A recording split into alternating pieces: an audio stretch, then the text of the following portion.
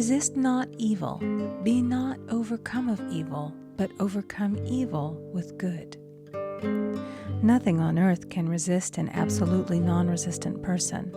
The Chinese say that water is the most powerful element because it is perfectly non-resistant. It can wear away a rock and sleep away all before it. Jesus Christ said, "Resist not evil," for he knew in reality there is no evil, therefore nothing to resist. Evil has come of man's vain imagination, or a belief in two powers, good and evil. There is an old legend that Adam and Eve ate of Maya, the tree of illusion, and saw two powers instead of one power, God. Therefore, evil is a false law man has made for himself through psychoma, or soul sleep. Soul sleep means that man's soul has been hypnotized by the race belief of sin, sickness, and death, etc., which is carnal or mortal thought, and his affairs have outpictured his illusions. We have read in a preceding chapter that man's soul is his subconscious mind, and whatever he feels deeply, good or bad, is outpictured by that faithful servant. His body and affairs show forth what he has been picturing. The sick man has pictured sickness, the poor man poverty, the rich man wealth. Young people often say, "Why does a little child attract illness?" when it is too young to even know what it means. I answer that children are sensitive and receptive to the thoughts of others about them, and often outpicture the fears of their parents. I heard a metaphysician once say, "If you do not run your subconscious mind yourself, someone else will run it for you." Mothers often, unconsciously, attract illness and disaster to their children by continually holding them in thoughts of fear and watching for symptoms. For example, a friend asked a woman if her little girl had had the measles. She replied promptly, "Not yet." This implied that she was expecting the illness and therefore preparing the way for what she did not want for herself and child. However, the man who is centered and established in his right thinking, the man who sends out only goodwill to his fellow man, and who is without fear, cannot be touched or influenced by the negative thoughts of others. In fact, he could then receive only good thoughts, as he himself sends forth only good thoughts. Resistance is hell, for it places man in a state of torment. A metaphysician once gave me a wonderful recipe for taking every trick in the game of life. It is the acme of non-resistance. He gave it in this way. At one time in my life, I baptized children, and of course they had many names.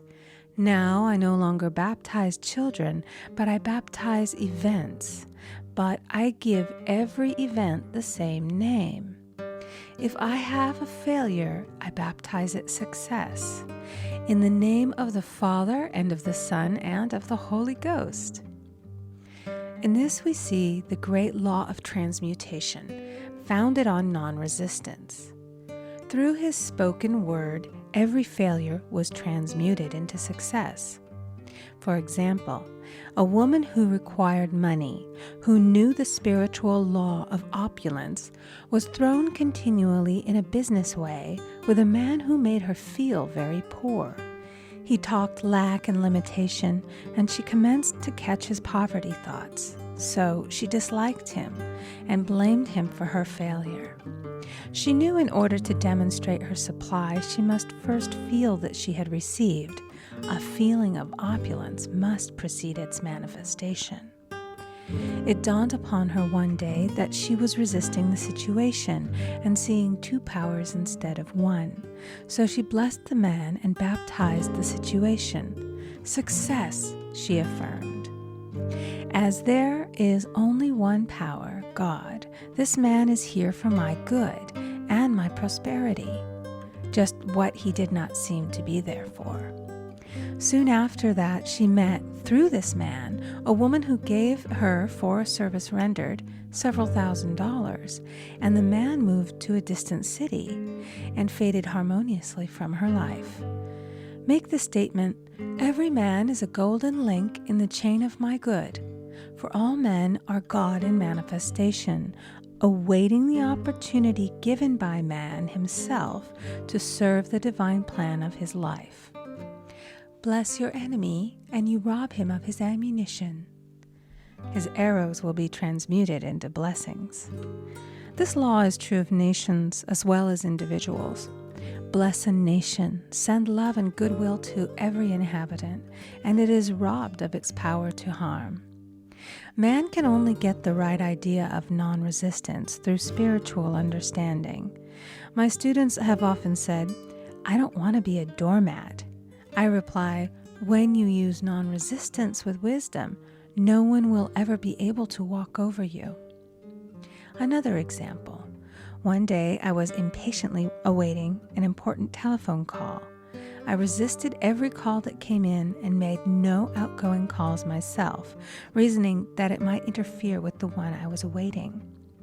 Instead of saying, "Divine ideas never conflict, the call will come at the right time," leaving it to infinite intelligence to arrange, I commenced to manage things myself. I made the battle mine, not God's, and remained tense and anxious. The bell did not ring for about an hour, and I glanced at the phone and found the receiver had been off that length of time, and the phone was disconnected.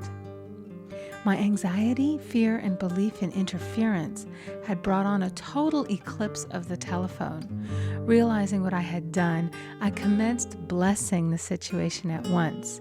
I baptized it success and affirmed, "I cannot lose any call that belongs to me by divine right. I am under grace and not under law." A friend rushed out to the nearest telephone to notify the company to reconnect. She entered a crowded grocery, but the proprietor left his customers and attended to the call himself.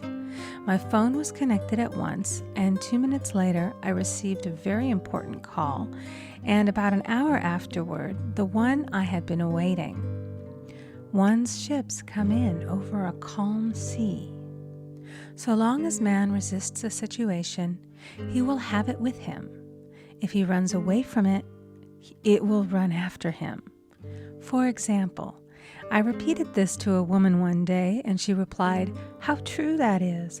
I was unhappy at home. I disliked my mother, who was critical and domineering, so I ran away and was married. But I married my mother, for my husband was exactly like my mother, and I had the same situation to face again." Agree with thine adversary quickly. That means agree that the adverse situation is good. Be undisturbed by it, and it falls away of its own weight. "None of these things move me" is a wonderful affirmation. The inharmonious situation comes from some inharmony within man himself. When there is in him no emotional response to an inharmonious situation, it fades away forever from his pathway. So we see man's work is ever with himself. People have said to me, "Give treatments to change my husband or my brother." I reply, "No, I will give treatments to change you. When you change, your husband and your brother will change." One of my students was in the habit of lying. I told her it was a failure method, and if she lied, she would be lied to. She replied, "I don't care. I can't possibly get along without lying." One day she was speaking on the phone to a man with whom she was very much in love. She turned to me and said, "I don't trust him. I know he's lying to me." I replied, "Well, you lie yourself, so someone has to lie to you, and you will be sure it will be just the person you want the truth of." Sometime after that, I saw her, and she said, "I'm cured of lying." I questioned, "What cured you?" She replied, "I've been living with a woman who lied worse than I did." One is often cured of his faults by seeing them in others. Life is a mirror, and we find only ourselves reflected in our associates.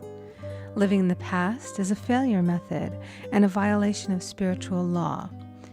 Jesus Christ said, "Behold, now is the accepted time. Now is the day of salvation." Lot's wife looked back and was turned into a pillar of salt. The robbers of time are the past and the future. Man should bless the past and forget it, if it keeps him in bondage, and bless the future, knowing it has in store for him endless joys, but live fully in the now. For example, a woman came to me complaining that she had no money with which to buy Christmas gifts. She said, "Last year was so different. I had plenty of money and gave lovely presents, and this year I scarcely have a cent." I replied, "You will never demonstrate money while you are pathetic and live in the past. Live fully in the now and get ready to give Christmas presents. Dig your ditches and the money will come." She exclaimed, "I know what to do. I'll buy some tinsel, twine, Christmas seals, and wrapping paper." I replied, "Do that, and the presents will come and stick themselves to the Christmas seals." This too was showing financial fearlessness and faith in God, as the reasoning mind said, "Keep every cent you have, as you are not sure you will get any more." She bought her seals, paper, and twine, and a few days before Christmas received a gift of several $100s. Buying the seals and twine had impressed the subconscious with expectancy and opened the way for the manifestation of the money. She purchased all the presents in plenty of time. Man must live suspended in the moment. Look well, therefore, to this day. Such is the salutation of the dawn. He must be spiritually alert, ever waiting his leads, taking advantage of every opportunity. One day, I said continually, silently, "Infinite Spirit, don't let me miss a trick." And something very important was told to me that evening. It is most necessary to begin the day with the right words. Make an affirmation immediately upon waking. For example, "Thy will be done this day. Today is a day of completion. I give thanks for this perfect day. Miracle shall follow miracle, and wonders shall never cease." Make this a habit, and one will see wonders and miracles come into his life. One morning, I picked up a book and read, "Look with wonder at that which is before you." It seemed to be my message for the day, so I repeated it again and again. Look with wonder at that which is before you. At about noon, a large sum of money was given to me, which I had been desiring for a certain purpose. In the following chapter, I will give affirmations that I have found most effective. However, one should never use an affirmation unless it is absolutely satisfying and convincing to his own consciousness. And often, an affirmative is changed to suit different people. For example, the following has brought success to many. I have a wonderful work in a wonderful way. I give wonderful service for wonderful pay. I gave the first 2 lines to one of my students, and she added the last 2. It made a most powerful statement, as there should always be perfect payment for perfect service, and a rhyme sinks easily into the subconscious. She went about singing it aloud, and soon did receive wonderful work in a wonderful way, and gave wonderful service for wonderful pay. Another student, a businessman, took it and changed the word to business. He repeated, "I have a wonderful business in a wonderful way, and I give wonderful service for wonderful pay." That afternoon, he made a $41,000 deal, though there had been no activity in his affairs for months. Every affirmation must be carefully worded and completely cover the ground. For example, I knew a woman who was in great need and made a demand for work. She received a great deal of work, but was never paid anything. She now knows to add wonderful service for wonderful pay. It is man's divine right to have plenty, more than enough.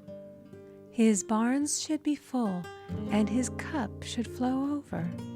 This is God's idea for man, and when man breaks down the barriers of lack in his own consciousness, the golden age will be his, and every righteous desire of his heart fulfilled.